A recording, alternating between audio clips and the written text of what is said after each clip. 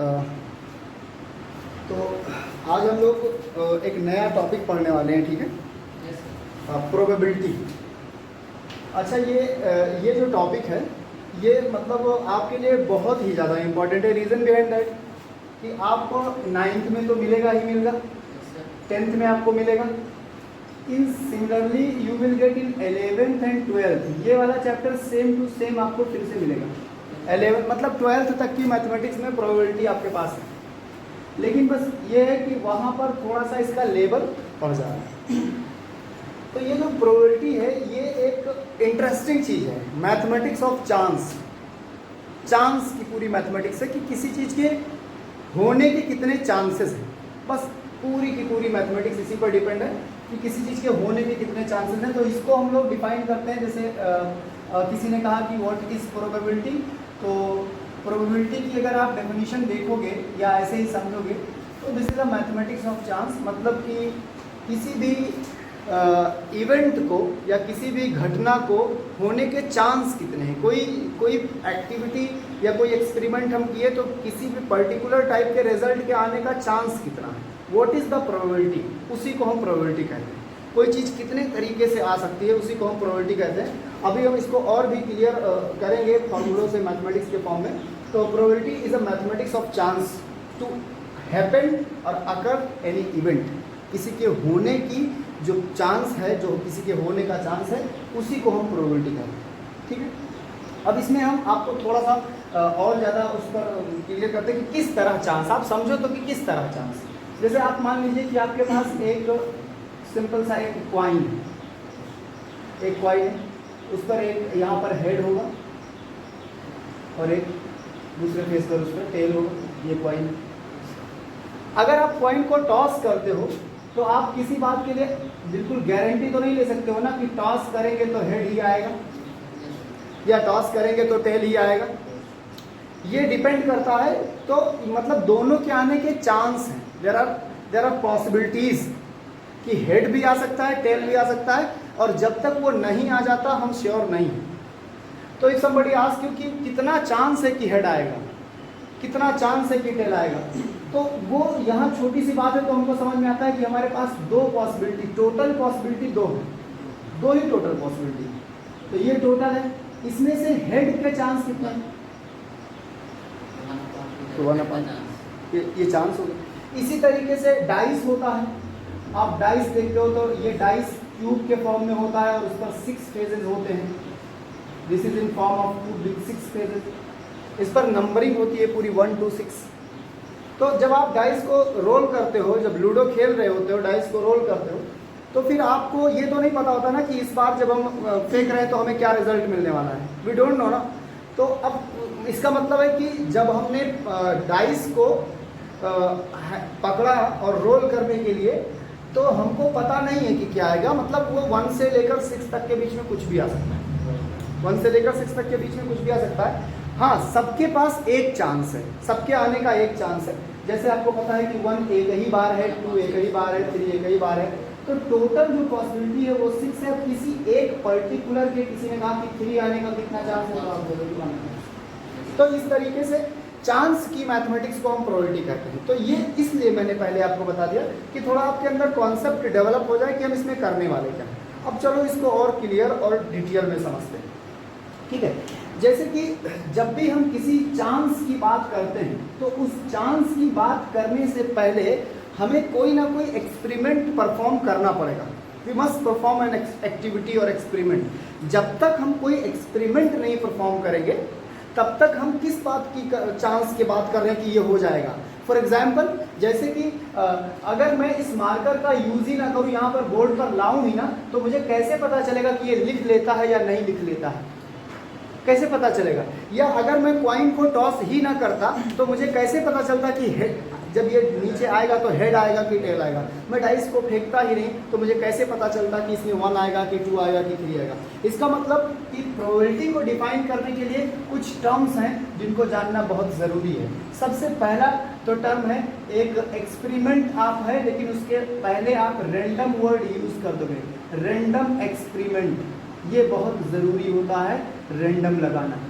Random का मतलब इसलिए कि यहाँ पर आप किसी कंडीशन से बाउंड नहीं है। जैसे कई बार प्रयोग करने एक बायस्ड प्रयोग हो जाता है, एक बायस्ड एक्सपेरिमेंट हो जाता है, जिसमें कोई आपको कॉइन मिला और उस कॉइन को आपने किसी भी तरीके से दोनों तरफ हेड कर लिया, और जब भी कॉइन उछले आप हेड बोल देते हैं, तो वो बायसनेस है। तो रैंडम का वर्ड है कि अनबायस्ड हो, कोई उस पर कोई पैटर्न ना काम करता हो, कोई उस पर चीटिंग ना कर रहा हो, वो एकदम फेयर हो। तो ऐसा कोई एक्सपेरिमेंट जो आंख बंद करके ऐसे बस कर दिया जाए, उस एक्सपेरिमेंट को रैंडम एक्सपेरिमेंट कहते हैं। जैसे रैंडम एक्सपेरिमेंट के कई सारे आप एग्जाम्पल पा सकते हैं, जैसे tossing a coin, tossing coin, ठीक है, थ्रोइंग डाइस को फेंकना, कॉइन को टॉस करना, throwing dice, draw a card, draw a ball from bag, many more example you can find। ये एक्सपेरिमेंट, जैसे टॉस, कॉइन का टॉस करना कैसे रैंडम है, आपने कॉइन निकाला और अब आपको नहीं पता है, आपने ऐसे ईमानदारी से ऑनेस्टली आपने टॉस कर दिया, जो भी आएगा देखेंगे। आपने डाइस उठाया और आपने डाइस को रोल कर दिया, जो भी आएगा देखेंगे। आपने कार्ड, आपके पास 52 कार्ड प्लेइंग कार्ड है, इस पर यूज़ होता है, उसको भी हम लोग देखेंगे। 52 प्लेइंग कार्ड्स हैं, तो आपने उन 52 प्लेइंग कार्ड्स को आपने उसमें से किसी एक कार्ड को निकाल लिया रेंडमली, आपको नहीं पता, सब ऐसे रखे हुए हैं, उसमें से एक कार्ड आपने ड्रॉ कर लिया, खींच लिया, तो आपको क्या पता कि आपने कौन सा कार्ड निकाला। तो वो ये निकालना एक एक्सपेरिमेंट हुआ ना, निकालना एक एक्सपेरिमेंट हुआ। एक बैग है, उस बैग में आइडेंटिकल बॉल है, सेम शेप है, उनका साइज है, सरफेस सब कुछ सेम है, विद डिफरेंट कलर्स। तो उसमें से ऐसे बैग में हाथ डाल के एक बॉल निकाल लेना। अब ये भी एक्सपेरिमेंट है, और वो भी जो है आपका एक रैंडम है, क्योंकि पता नहीं कौन से कलर का बॉल आ जाए, आप टच करके भी नहीं जान पाओगे, सब एकदम सरफेस स्मूथ सबका होगा, अच्छा होगा। तो ये कई सारे और भी तरीके हो सकते हैं एक्सपेरिमेंट के। पहली बात है एक्सपेरिमेंट। अब दूसरी बात आप ये समझते हैं कि जब भी कभी आप एक्सपेरिमेंट करोगे, whenever you have to do some experiment you will get result. Very simple and common सी बात है। तो यहाँ पर हम रिजल्ट को रिजल्ट नहीं कहेंगे, यहाँ पर हम रिजल्ट्स को आउटकम्स कहेंगे, कुछ स्टैंडर्ड आउटकम्स हैं जिनके बारे में बात कर लेंगे, और सिंपली जैसे मैंने आपसे कहा कि कॉइन को टॉस कीजिए, तो हेड आया या टेल आया, ये आउटकम्स है। लेकिन क्या क्या आ सकता है, सभी पॉसिबल आउटकम्स की अगर बात करें, तो जो रिजल्ट आता है, रिजल्ट ऑफ एक्सपेरिमेंट, उसको हम आउटकम्स बोलेंगे। अब देख लीजिए कैसे, रिजल्ट ऑफ एक्सपेरिमेंट, अब ये आप देख लीजिए कि कैसे। जैसे मान लीजिए एग्जाम्पल के लिए, आपने एक कॉइन को टॉस किया, टॉस अ कॉइन, एक कॉइन को आपने टॉस किया, तो आपको पता है कि जब आप कॉइन को टॉस करते हैं तो जो रिजल्ट आता है वो क्या आता है, या तो हेड आया होगा या तो टेल आया होगा, दोनों में से कुछ ना कुछ एक आया होगा। तो ये क्या है, ये जो है ये क्या है, ये आउटकम्स। बात समझ में आ रही? जैसे आपने डाइस को थ्रो किया, डाइस को आपने थ्रो किया, तो आपको 6 आउटकम्स मिल जाएंगे। अब इनमें से कोई एक आपका रिजल्ट हो सकता है, पर आ तो इतने सकते हैं। आपने कार्ड की बात की है, तो कार्ड के केस में आप एक्सपेरिमेंट करोगे तो आप 52 में से कोई भी एक कार्ड खींच सकते हो। 52 होते हैं कार्ड्स, उसमें से आपने पता नहीं कौन सा खींचा है। तो जब हम एक्सपेरिमेंट करते हैं तो हमारे रिजल्ट्स आते हैं। रिजल्ट्स क्या हो सकते हैं, कॉइन के केस में हेड टेल हो सकता है, डाइस के केस में 1 2 6 होता है, कार्ड के केस में 52 हो सकता है। ये जब हम लोग एक बार कॉइन को टॉस करते हैं तब ये है, एक बार डाइस को फेंकते हैं तब ये है। अगर हम लोग कॉइन को 2 बार टॉस करते हैं, डाइस को 2 बार फेंकते, तो ये चीज़ें बढ़ जाती हैं। वो अभी हम देख लेंगे उसको कि कैसे होता है। तो आपको समझ में आ गया कि आउटकम्स क्या होता है।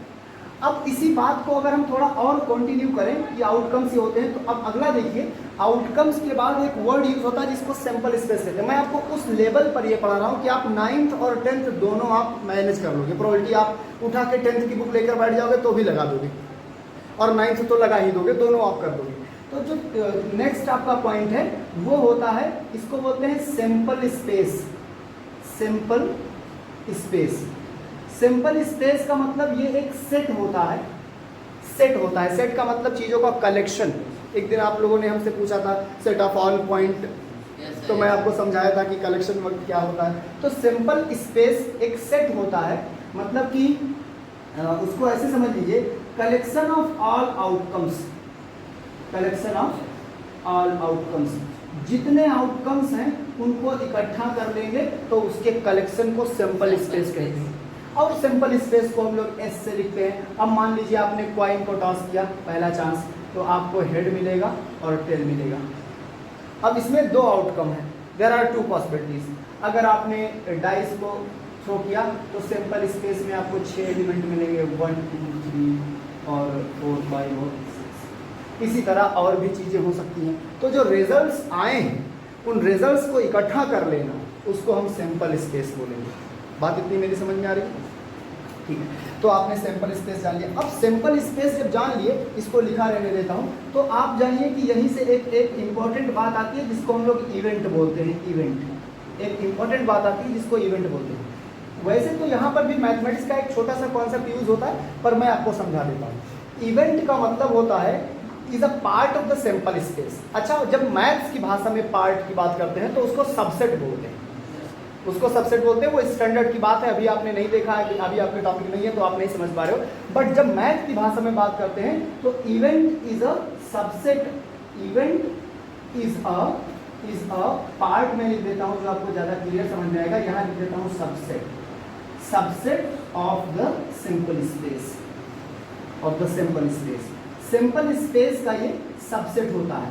और आपके इंफॉर्मेशन के लिए बताऊं, हम लोग इवेंटों की ही प्रोबेबिलिटी निकालते हैं, इवेंट की ही प्रोबेबिलिटी निकालते हैं। जैसे सिंपल स्पेस का सबसेट होता है या पार्ट होता है, जैसे आपसे कोई कहे कि ये हेड कौन से का पार्ट है, तो आपको पता है कि इस वाले का पार्ट है, ये इस सिंपल स्पेस का पार्ट है। उसको हम ऐसे लिखते हैं, जैसे ये हमारे पास हेड है तो ये हमारा पार्ट किसका है, एस का। और वो एस कौन सा एस, ये जो एच टी लिखा है, इसका पार्ट। अगर हमसे कोई कहता ऐसे 6 की बात कर लेता है या 7 की या 5 की, तो ये जो हमारा 5 है ये पार्ट है इस सेट का, इसका सब पार्ट इसी में बिलोंग करता है, तो उनको इवेंट कहते हैं। अब प्रोबेबिलिटी कैसे आती है, प्रोबेबिलिटी इवेंट की आती है। हमेशा आप दिमाग में रखिए कि जो प्रोबेबिलिटी होगी वो इवेंट की होगी। अब कैसे निकालते हैं, देखिए, जो प्रोबेबिलिटी की बेसिक डेफिनेशन होती है, बेसिक डेफिनेशन प्रोबेबिलिटी की वो ये होती है कि किसी भी इवेंट ई की प्रोबेबिलिटी, ये इवेंट इसीलिए हमेशा पीई लिखा जाता है। आप देखोगे किताबों में तो पीई वर्ड यूज होता है। तो probability of getting event E, तो इसका मतलब होता है कि N of E upon N of S. अब आपको मैं ये भी बता देता हूँ कि एन ऑफ ई और एन ऑफ एस क्या होता है। जैसे किसी भी सिंपल स्पेस के कई सारे इवेंट हो सकते हैं, उसका भी लॉजिक है। आपको अगर ये जानना है कि किसी सिंपल स्पेस में कितने इवेंट हो सकते हैं, तो बस आपको ये करना है कि उसके नंबर ऑफ एलिमेंट को काउंट करके यहाँ पर लिख लीजिए, इतने इवेंट हो सकते हैं 2 की पावर n। अब मान लीजिए इसमें 2 ही एलिमेंट है, इसमें 2 की पावर n, हाँ ठीक है। तो जैसे अब आप देख लीजिए कि इसमें आपके पास कितने हैं, 2 हैं, तो इसके 4 इवेंट बन सकते हैं, ठीक है, 4 इवेंट बन सकते हैं। अगर इसकी बात करते तो 2 की पावर नहीं, हाँ ये कॉइन के केस में, कॉइन के केस में। लेकिन डाइस के केस में अगर बात करेंगे तो उसके इवेंट 6 की पावर n बनते हैं, 6 की पावर n बनती है। अगर हम लोग एक बार डाइस को फेंके, अगर डाइस को हम लोग एक बार फेंके तो डाइस को अगर हम लोग एक बार फेंके तो 6 ही रह जाएगा, पर अगर 2 बार फेंके तो 36 आ जाएंगे, वो उसके अंदर 36 एलिमेंट आ जाएंगे। तो इवेंट बहुत सारे बन सकते हैं, आपको उसमें बहुत ज़्यादा वरीड नहीं होना। अब आप जान लीजिए कि ये जो NE लिखा है इसका मतलब है, जैसे मान लीजिए कि आपके पास एक इवेंट है ये E, तो E एक इवेंट है जिसमें H आता है और S एक इवेंट है जिसमें H और T दोनों आता है। तो जो NE होता है, NE इसका मतलब होता है नंबर ऑफ एलिमेंट इन ए, इन ई में कितने एलिमेंट हैं। अब आप देख के बताइए वहां पर ई में कितने, एक क्वांटिटी उसकी बतानी है, नंबर ऑफ, तो ये 1। और जो NS आता है, मतलब कहीं भी n लगा होगा, हाँ, तो नंबर ऑफ एलिमेंट 2 हो जाएंगे, number of element of S probability 1/2 आ जाएगी। तो अब प्रोबेबिलिटी 1/2 आ जाएगी। अच्छा, इसको और भी कुछ बोलते हैं, इसको बोलते हैं कार्डिनलिटी या कार्डिनल नंबर बोलते हैं इसको।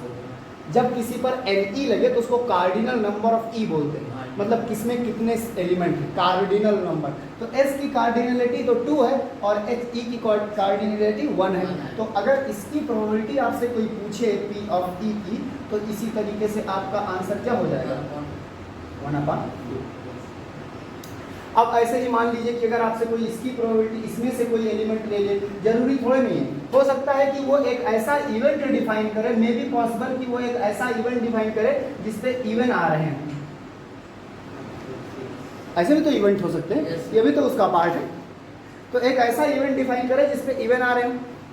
तो अगर इवन आ रहे होंगे तो अब आप सोचिए कि अगर इसकी प्रोबेबिलिटी कोई आपसे कहता कि लिखिए, तो 3/6 आएगा, बिकॉज इसकी कार्डिनलिटी 3 है और इवन नंबर 3 है इसमें, तो अब आपको ये बात समझ में आ जा रही है कि क्या होगा। अब एग्जाम्पल के लिए, जैसे आपके पास ये इस लेवल पर हम पढ़े हैं कि इस लेवल पर अभी और भी पढ़ेंगे, इस लेवल पर चलकर हम लोग 10th को भी हैंडल कर लेंगे, 10th की प्रोबेबिलिटी लगा डालेंगे, 9th की तो वैसे भी आसान है। तो जैसे आपके पास क्वेश्चन क्या होगा कि एक कॉइन को 1000 बार टॉस किया गया, एक कॉइन को 1000 बार टॉस किया गया, 500 बार या 500 नहीं 576 बार 576 टाइम हेड आया, 576 टाइम हेड आया। Yes sir.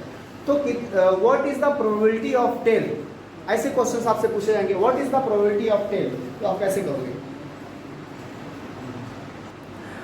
तो जो सबसे ज़्यादा इंपॉर्टेंट है वो ये है कि हम कैसे इस बात को मतलब और जनरलाइज कैसे करें। जैसे एक हेड और एक टेल तो हमारे लिए इजी है, लेकिन अगर हम आगे बढ़ें तो सबसे पहले हम ये सोचते हैं कि in the case of coin what is the possible outcomes. ठीक है, या यहाँ पर लिखता हूँ total number of outcomes, total number of outcomes in case of coin. बहुत आराम से करेंगे, is equal to 2 power n, इसको समझना है। वेयर, जहाँ पर कोई जरूरी थोड़ी नहीं कि कॉइन को एक ही बार टॉस किया गया है, यस सर। 2 कॉइन डाल दिए गए, ऐसे 2 कॉइन साथ में 3 coin. Where n is equal to number of toss, number of coin आप कह सकते हो, टॉस कह सकते हो या कॉइन कह सकते हो। जैसे 2 कॉइन साथ में उछल रहा है, ठीक है, 2 कॉइन से साथ में उछल रहा है। अब आप देखिए, जब आपने एक कॉइन उछाला, तो जब यहाँ पर देख लीजिए n is value of n, सो 1 हो जाएगा सर। और यहाँ पर हाँ टोटल आउटकम्स। अब देख लीजिए कि क्या क्या आता है। जब आपने n की वैल्यू 1 ली, मतलब आपने एक बार टॉस किया, तो इसकी वैल्यू कितनी आएगी, 2 ही आ जाएगी सर, 3 पावर। हाँ, अब आप ये भी देखते चलिए कि वो बनेगा क्या क्या, वो हेड और टेल बनेगा। Yes sir. ठीक है, लेकिन अगर आप इसको 2 बार उछाल देते हैं तो ये 2 की पावर 4, अब देखिए क्या बनेगा सर, एक हेड टेल। अब इस तरह देखिए, बनाने का एक पैटर्न सीख लीजिए। पहले आप दोनों हेड लिखिए, फिर उधर से बदल के आइए, हेड को टेल कर दीजिए, फिर इधर वाले को भी टेल कर दीजिए, फिर अब टेल हेड। अब इसके अलावा कुछ और करेंगे तो रिपीट कर जाएगा। अगर मान लीजिए कि आपसे कोई कहता है कि 3 कॉइन, तो 3 करोगे तो 8 आएगा। अब उसको देख लीजिए, वही सेम कॉन्सेप्ट, आपने पहले तीनों हेड ले लिया, एक एक को उधर से बदलते आइए, फिर दो बदल गए, फिर तीनों को बदल दीजिए। अब क्या करेंगे, अब उधर से हेड लगाते आइए, टेल टेल हेड, फिर टेल हेड हेड। अब इतना लिखने के बाद एक बार लिखिए THT, एक बार लिखिए STH।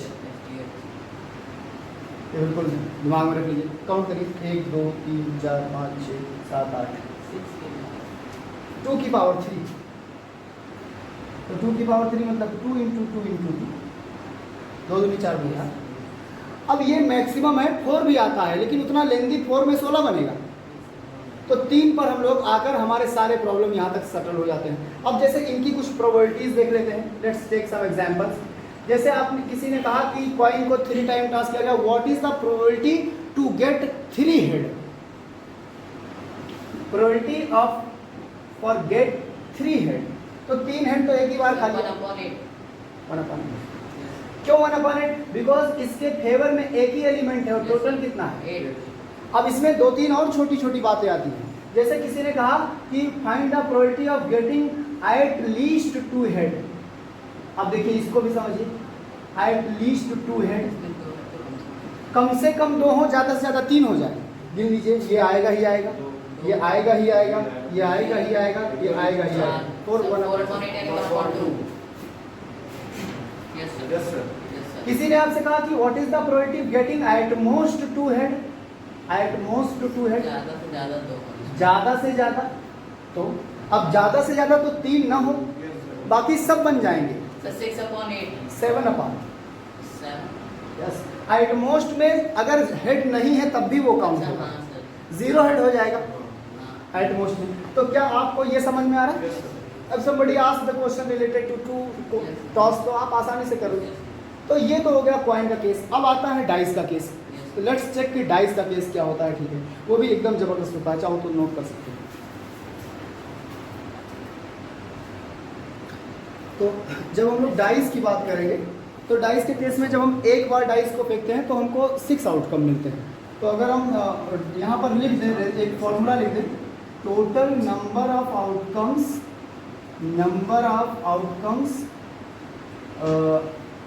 In case of dice आप समझ लेना, तो वो 6 की पावर n होता है, 6 पावर n होता है। एक बार अगर हम देखेंगे यहाँ पर n नंबर ऑफ थ्रोन है, number n is equal to number of experiment, यहाँ पर आप लिख देना कि कितनी बार आप उसको फेंक रहे हो। अगर n की वैल्यू आप 1 करते हो तो 6 की पावर 1 जो है वो 6 आउटकम आएगा। और ये जो 6 आउटकम आएंगे वो इजी है लिखना, 1 और 2 और 3 और 4 और 5 और 6। लेकिन अगर आप n की वैल्यू 2 करते हो तो आपको 6 की स्क्वायर मिल जाएगा जो 36 होता है, और इसका जो रिजल्ट आएगा वो क्या आ जाएगा। हाँ, देखो इसका सिस्टम ये होगा कि 1 को पकड़ो और सबके साथ पेयर बनाओ, 2 को पकड़ो, हाँ। 3 को पकड़ो, ऐसे। ऐसे। तो अब ये जाके यहाँ पर खत्म हो जाएगा, यस सर। फिर 2 यहाँ से शुरू होगा, 2 यहाँ पर खत्म हो जाएगा, फिर 3 और भी ऐसे। 3 यहाँ पर शुरू होकर और 3 जाकर कहाँ पर खत्म हो जाएगा, 6 पर, 6। है नहीं। यही चीज़ 4 के साथ हो जाएगी, ये 4,6 आ जाएगा। यही चीज़ 5 के साथ हो जाएगी, ये 5,6 हो जाएगा। यही 6 के साथ भी हो जाएगा, 6,6 हो जाएगा। अब इसमें क्वेश्चंस किस तरह आते हैं, छोटे छोटे क्वेश्चंस उनको देख लेते हैं। जैसे आपसे ये क्वेश्चन पूछा जा सकता है कि जब एक डाइस को एक बार रोल किया गया तो what is the probability of in case of when n is equal to 1। इस केस का एग्जांपल में हम लोग देख रहे हैं। तो what is the probability of getting even number. तो आप अच्छा, इन सब में हेल्प क्या कर रहा है, सैंपल स्पेस बहुत हेल्प कर रहा है। वो बना है तो आप देख लोगे आराम से। तो इवन का मतलब 2 4 6, इसका मतलब 3 पॉसिबिलिटीज है, और अपॉन 6 इसका मतलब 1/2। इसी तरह किसी ने आपसे कहा getting prime number, probability of getting prime, तो आप कहोगे 2 3 5, तो फिर से 3/6, फिर से 1/2। ठीक है। अच्छा, उस वाले केस में 2 हेड 3 हेड इस तरह के क्वेश्चन थे। लेकिन जब हम इसको 2 बार फेंक देते हैं तो हमारे पास क्वेश्चन इस तरह के आते हैं कि find the probability of getting sum 3, getting sum 2। जब 2 बार डाइस को फेंका गया तो कितना चांस है कि सम 3 आएगा। तो उसके लिए यहाँ पर एक पैटर्न बना हुआ है, दोनों का सम करेंगे तो 3 आए या 7 आए या 8 आए या 12 आए, तो वो एक पैटर्न क्रिएट है। इसको देखो, एक ट्रायंगल बनाओ। यहाँ पर देखो, जब 2 डाइस फेंकोगे तो सम कभी 1 नहीं आ सकता, क्योंकि 0 है ही नहीं। सबसे छोटी वैल्यू 1 है, तो 1,1 तो 2 बनेगा, इसलिए 1 नहीं लिखना। यहाँ पर आप 2 लिखिए, यहाँ पर 3 लिखिए, यहाँ पर 4 लिखिए, 5 लिखिए, 6, यहाँ पर 7, फिर 8, फिर 9, फिर 10, फिर 11 और फिर 12। ये तो पॉसिबिलिटी हो गई कि सम क्या क्या आ सकते हैं। ठीक है। अब देख लीजिए, आपको मैं समझाता हूँ। ये जो 2 है, इसके अंदर ये 2, ये जो है ये मैं बता देता हूँ। ये जो बाहर लिखा है, बाहर वो सम है, जो बाहर लिखा है वो क्या है, और ये है नंबर ऑफ टाइम। बात समझ में आ रही है। जो अंदर लिखा है वो नंबर ऑफ टाइम है। तो जब 2 आने का चांस एक बार है, तो अगर किसी ने पूछा कि to get the sum equal to 2, तो सम इक्वल टू 2 इसका मतलब 1/36, क्योंकि कब आएगा यहीं पर, Yes, sir. किसी ने आपसे पूछ लिया 1,1 पर, किसी ने आपसे पूछ लिया कि सम आने का चांस कितना, ये नंबर ऑफ टाइम है, सम 5 कितनी बार आएगा? 4/36. अब इसमें क्या क्या याद रखना है, पैटर्न क्या है? 2 और 12 एक एक बार आएंगे, क्योंकि 12 यहीं पर आएगा, सिर्फ 12 6,6 पर आएगा। लेकिन 3 और 11 दो बार आएंगे। 11 का सम 2 बार आएगा और 11 सम 2 बार आएगा। कैसे कैसे? एक 6,5 पर आएगा, एक 5,6 पर आएगा। लेकिन जब हम इसको जानेंगे तो ये सब वेरीफाई नहीं करना, तभी तो वो बता रहे हैं, नहीं तो इतना बड़ा लिखेंगे फिर ढूंढेंगे। इफ समबडी आस्क यू कि what is the sum to get 4, sum 4 आने का तो 3/36। किसी ने पूछ लिया कि सम 7 आने का चांस क्या है, तो आप देखिए 6/36। तो इस तरह का क्वेश्चन यहाँ से बन सकता है। क्या यहाँ तक की बात एकदम क्लियर है? इसको बिल्कुल दिमाग में अपने रख लीजिए, ये अच्छा ट्रिक है जिसका आप यूज़ करके बहुत सारे क्वेश्चन लगा सकते हैं। अब हम आपको कार्ड के बारे में डिटेल दे देते हैं और उसके बाद फिर आप इतना एबल हो जाएंगे कि इन क्वेश्चंस को बहुत अच्छे से हैंडल कर लेंगे।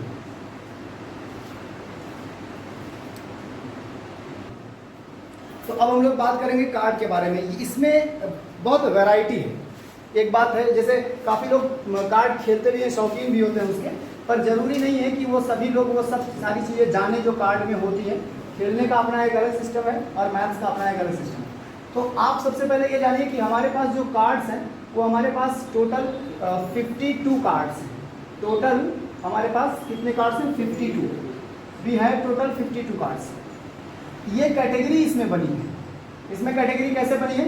जिसमें से 20, ये याद रखने वाली बात है, 26 रेड कार्ड होते हैं, उनका कलर रेड होता है 26 पूरे, और उसी में 26 जो आपके पास होते हैं वो ब्लैक होते हैं। ठीक है। अब इसमें भी 2 कैटेगरी और बनेगी। ये जो 26 आपके रेड कार्ड हैं, ये 26 जो आप कह रहे हो कि रेड कार्ड हैं, इनकी भी पॉसिबिलिटी बनती है। ये भी 2 तरीके से कैटेगराइज होते हैं। पहला तरीका इनका देख लीजिए, इसमें 13 हर्ट आता है, हर्ट, उस पर हर्ट बना होता है, और उसमें 13 ऐसे आते हैं जिन पे डायमंड बना होता है। ठीक। और इसके साथ भी यही सेम सीन है। इसके 13 कार्ड ऐसे होते हैं जो जिसको स्पेड कहा जाता है, और 13 ऐसे कार्ड होते हैं जिनको क्लब कहा जाता है। ठीक है, ये बात भी आप दिमाग में रखना। ये क्वेश्चन इन्हीं सब के नाम से आएगा। हर्ट, डायमंड, हर्ट कितना है, डायमंड कितना है, स्पेड क्या है, क्लब क्या है, रेड कितने हैं, ब्लैक कितने हैं। ये जो 13 कार्ड हैं इसमें 5 टाइप के कार्ड होते हैं। ये जो 13 कार्ड है इसमें 5 टाइप के कार्ड होते हैं, उनको देख लीजिए वो 5 टाइप क्या है। इसमें एक तो किंग होता है, एक इसमें क्वीन, एक इसमें जैक, और एक इसमें एस कार्ड। ये सब एक एक होते हैं। और उसके बाद इसमें 2 से लेकर और 10 तक नंबर कार्ड होते हैं, जिस पे नंबर लिखा होता है। 2 से शुरू होता है नंबर, 1 से नहीं शुरू होता है। एक किंग होगा, एक क्वीन, एक जैक, एक एस कार्ड, और 2 से लेकर 10 कार्ड होंगे जिस पर नंबर पड़े होंगे। अच्छा, ये जो सीन है वो इसके साथ भी होगा, यही ऐसे ही, लेकिन हाँ सेम यही सारी चीजें होंगी, लेकिन उसके वाले पे डायमंड होगा। डायमंड का किंग होगा, डायमंड का क्वीन, डायमंड का जैक, डायमंड का एस, और डायमंड का 2 to 10। और यही सेम इसके साथ भी होगा, लेकिन उस पर स्पेड होगा। स्पेड का किंग, स्पेड का क्वीन, स्पेड का जैक, और इस पर भी थोड़ा होगा। ये बात समझ में आ गई। अब इससे कुछ रिजल्ट्स आते हैं जो मैं आपको बताना चाहता हूँ। जैसे पहला रिजल्ट ये कि ये जो कार्ड होते हैं, एक बात और दिमाग में रखिएगा, ये जो कार्ड होते हैं यहाँ से लेकर यहाँ तक, इनको फेस कार्ड कहा जाता है। खाली आपसे फेस कार्ड पूछ लेगा कोई तो समझ लेना कि इसके पास 3 फेस कार्ड है, 3 इसके पास, 3 इसके पास, 3 इसके पास, तो 12। तो फेस कार्ड कितने हो जाएंगे? फेस कार्ड आपके पास 12 हो जाएंगे। एक किंग यहाँ, एक यहाँ, एक यहाँ, एक यहाँ, तो किंग कितना हो जाएगा? किंग आपके पास हो जाएगा 4, और क्वीन कितना हो जाएगा? 4, और जैक कितना हो जाएगा? 4, और एस कितना हो जाएगा? ठीक, इतनी बात समझ में आ रही है? तो ये हो गया आपका फेस कार्ड 12 है, और किंग 4 है, क्वीन 4 है, जैक 4 है, एस कार्ड 4 है। अब जैसे मान लीजिए कि किसी ने पूछ लिया कि find the probability of getting head तो इसमें किंग फाइंड करने की प्रोबेबिलिटी। तो नॉर्मली तो किंग कितने लेकिन अगर उसने कहा कि find the probability of getting king of heart, sir 1/52। इसी तरह किसी ने कह दिया कि find the probability of black card, 26/52। ठीक है। तो इस तरह आप इसको सिंप्लीफाई कर सकते हो। ऑलराइट, दो बातें आपको जान लीजिए। जैसे कि सबसे पहले तो आप ये समझ लीजिए कि कोई भी इवेंट होगी उसकी प्रोबेबिलिटी हमेशा 1 से छोटी और 0 से बड़ी या बराबर होगी। एक बात, एक तो आप ये जानते हैं प्रोबेबिलिटी निकालना जानते हैं। एक और बात होती है प्रोबेबिलिटी कभी कभी मतलब ऐसा हो जाता है कि प्रोबेबिलिटी नहीं भी निकलती है कि इसके ना होने की प्रोबेबिलिटी, ये भी होता है। तो जैसे किसी ने कहा कि किसी इवेंट के होने की प्रोबेबिलिटी ये है, अगर आपसे पूछे कि ई के ना होने की प्रोबेबिलिटी, जैसे 6 ना आने की प्रोबेबिलिटी, तो 6 आने की प्रोबेबिलिटी कितनी है? 6 आने की प्रोबेबिलिटी है 1/6, ठीक है। और 6 ना आने की प्रोबेबिलिटी 5/6। तो वो उसका रिजल्ट जान लीजिए कि कैसे किसी के ना होने की प्रोबेबिलिटी को ऐसे लिखा जाता है, ऐसे। इसका मतलब कि ये ई नहीं आएगा। अच्छा, इसकी वैल्यू निकालनी है तो आप क्या करेंगे, 1 में से ई को घटा देंगे, प्रोबेबिलिटी ऑफ ई। अब जैसे देखिए 6 के होने की प्रोबेबिलिटी ये थी तो 1 - 1/6, तो वैल्यू कितनी आ जाएगी? 5/6। तो एक फॉर्मूला ये होता है कि प्रोबेबिलिटी के होने और प्रोबेबिलिटी के ना होने का सम हमेशा 1 होता है। ये बस यही से दोनों बात बन जाएगी। अगर होने की प्रोबेबिलिटी पता है, ना होने की निकालनी है तो ये, और अगर ना होने की पता है, होने की निकालनी तो इसको उधर भेज दो। तो ये भी एक रिजल्ट है कि प्रोबेबिलिटी हमेशा 0 से 1 के बीच में रहेगी, और ना होने और होने की प्रोबेबिलिटी ये। और बस मैक्सिमम ये है। अब आपसे मुझे नहीं लगता कि कुछ क्वेश्चन इसमें बचेंगे, अगर कुछ बचते हैं तो फिर देखते हैं। और